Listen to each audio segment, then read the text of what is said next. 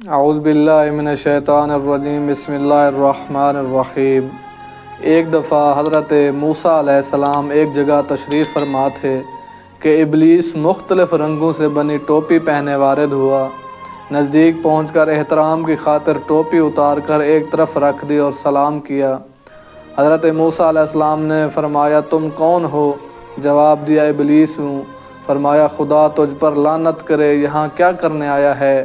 تو اس نے کہا، اللہ کے نزدیک آپ کی بہت عظمت ہے، اس لیے آپ کی خدمت میں عرض ادب کے لیے آیا ہوں۔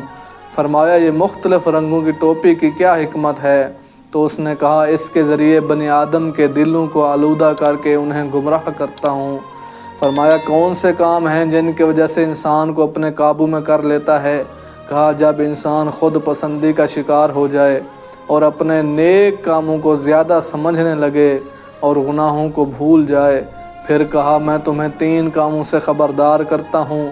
پہلا، کبھی نامحرم کے ساتھ اکیلے مت بیٹھنا، کیونکہ کوئی بھی نامحرم کے ساتھ اکیلا نہیں بیٹھتا مگر یہ کہ میں حاضر ہو جاتا ہوں تاکہ اسے بھٹکا سکوں۔ پھر کہتا ہے کہ اگر خدا کے ساتھ وعدہ کرو تو پورا کرنا، میں پوری کوشش کروں گا کہ اسے پورا نہ کر سکو۔ پھر آخری بات کہتا ہے کہ جب صدقہ دینے کی نیت کرو فوراً دے دینا، کیونکہ جب تک بنی آدم صدقہ دے نہیں دیتا میں حاضر ہوں کہ اسے پشیمان کر سکوں۔